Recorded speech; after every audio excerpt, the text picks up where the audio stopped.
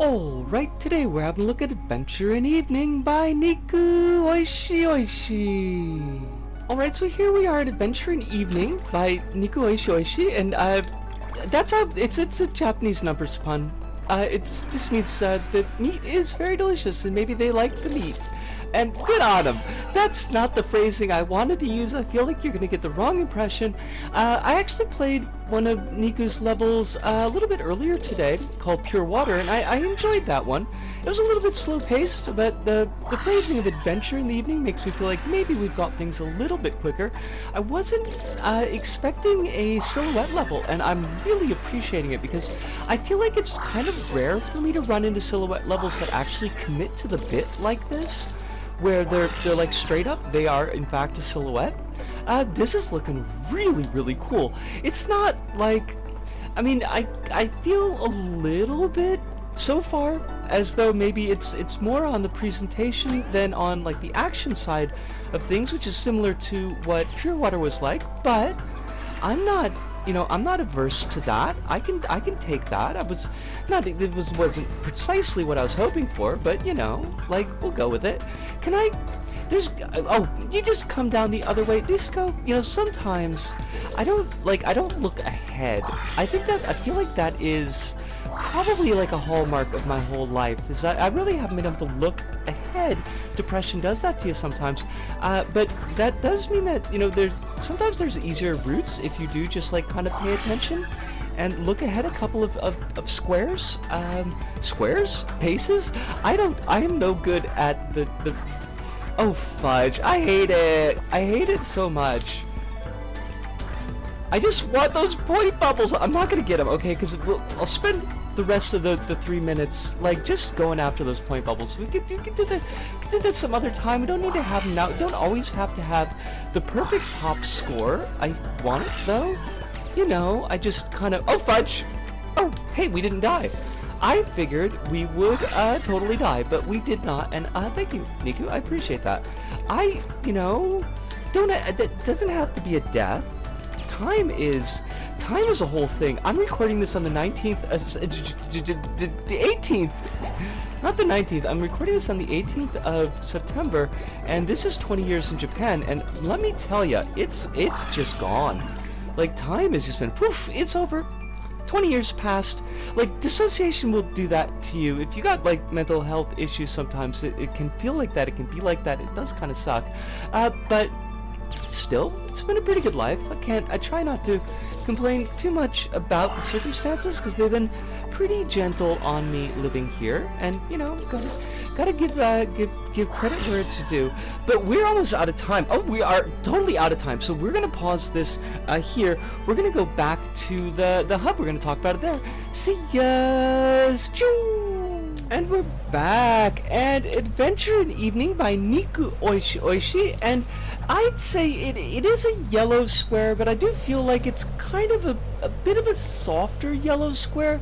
It's a very competently done, well-presented level, and I really do appreciate like what it was doing and what it was going for, but I feel like it's a little bit too big to have the lack of tension and the lack of visual detail that the level has going on, and it's kind of interesting because like I do think that silhouette is really well done. I love the sunset colors of it.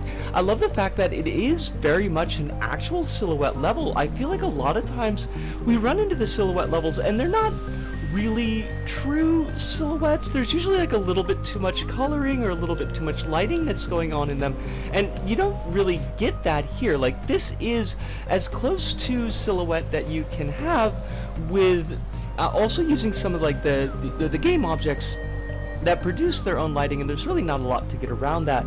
Bounce pads that light up and show your sack things actual colors when you use them, or the score bubbles having that little pink glow to them, because I've got pink chosen for my highlights, and like, but forgiving those because you kind of have to forgive those, and like, it's super well done. It's got that great flat look to it. I really liked the actual environment itself, you know, you got the kind of like the beach housey type of things that are up on stilts, houses or shacks, I'm not really sure. I really dug on the bit of the cave section there that kind of gives a bit of depth to the level, which is a hard thing to pull off when you're doing something that is so flat and detail free that silhouette levels tend to be. But like I said, there's like really not any tension in the gameplay. There's nothing that's really forcing you forward. There's nothing that's like really giving you that hook that says I want to like go through this and I want to engage with the level. As far as like hazards go, and not every level needs hazards to make it engaging, but it is one of the ways that we do tend to engage players. And as far as they go, there's only like a couple that I noticed. There's a few like pits that you can fall in a bit earlier in the level, although most of like the water bits are just like really shallow water. That did kind of confuse me a little bit when I was, you know, playing the first time through, because I expected to be able to swim a little bit deeper in there, but that's not in fact the case. That's not in fact how that happens.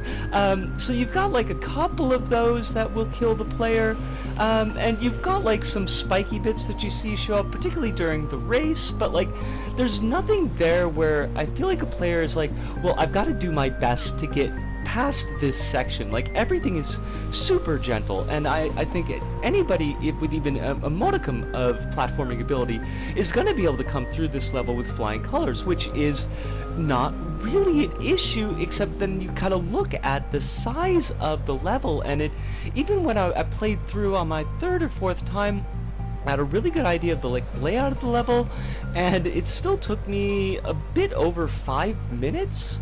And there's just like, where's the hook? Where's the thing that's drawing me in? So that I feel like is kind of the biggest mark against this, in that like I feel like players might get bored a little bit with it. Like once they've gotten the gimmick and they've seen what Nico Oishi is kind of like pushing in the visual sense, and then there's not going to be that like underhook to keep them engaged.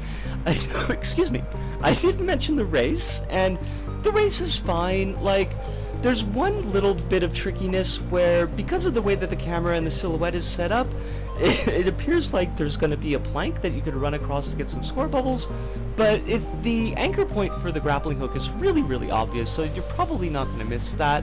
And again, like with the spikes, you're going to see the anchor points for the grappling hooks to get you past the spikes like without any problem at all. So even like in that race, it's not something I could see somebody coming back to and being like, oh, I really want to challenge myself. I really want to see like if I can beat my score. I can beat the other players' scores. I did manage to get to the 5th place, and I bet I beat Mofo's supervillain, which I was a little bit proud, because Mofo is excuse me, a great player and a great creator.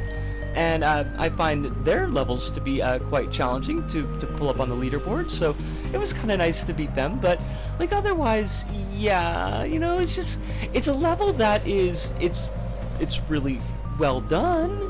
It's very competent. There's no breaks in the level. There's no issues like that. But yeah, like I don't know if it's gonna stick in my mind in a couple of months, and I don't know if I had not played this for the review show. Like if I played this for the archive, and I think I would have been happy just with like a one and done, and like I had the experience, it was a good experience, I liked it, I don't really feel like I need to come back to it, which is kind of interesting, because as I mentioned in the first impressions video, that the reason that I came to this level was because I had played Pure Water, which was also by Nico Oishi, for the archives, and I felt like, oh, this is a creator that's got some potential, really great like environmental design, really great presentation, but kind of lackluster as far as action and as far as gameplay. And in that level, it's very straightforward. You're moving like left to right. You got little bits of water sections that you're swimming through. There's some like really neat bits. There's like one where you're like riding on a boat, and you've got all these like sakura that are around, and like it looked really cool. I really, really liked it, but I was like, I wonder what else this creator, you know, can do. What else is in this creator's bag of tricks? And there was only the one other level on their Earth, so I was like, okay, well, you know, like why not? Why not take a look at this for, you know, Little Bite-Sized Planet and see what it's like? You know, the creator I'm not really familiar with. And I got to it, and it's like, I kind of feel like maybe that is Nico Ishibaishi's bag of tricks, is that it does very nice presentation, but doesn't necessarily have the chops to like beef it up with gameplay and to make it something that's really going to stand out and really going to attract the players in the future to come back to. And I feel bad because like I'm listing a lot of points in the level that were kind of disappointments to me, and I do think that they're honest disappointments, and but I do think that the level is ultimately, like, it is a solid level. I think that you'll have a fine experience the one time through. I think you'll enjoy yourself the one time through, and then you'll probably get to the end of it and say, yeah, I had a good time and I'm okay. And that's kind of where I am about it. Nico Ishibashi, I'm really sorry if it sounded negative. I did like it. I did enjoy myself for the experience that I had. But I do think that's pretty much everything I can say about this level. There's not like a lot to say about the level. So that pretty much does it for us here at This Go About. So from me, Bisco, here in Tokyo, to all of you out there, wherever you may happen to be, thank you, arigato, sayonara, see you, and ciao.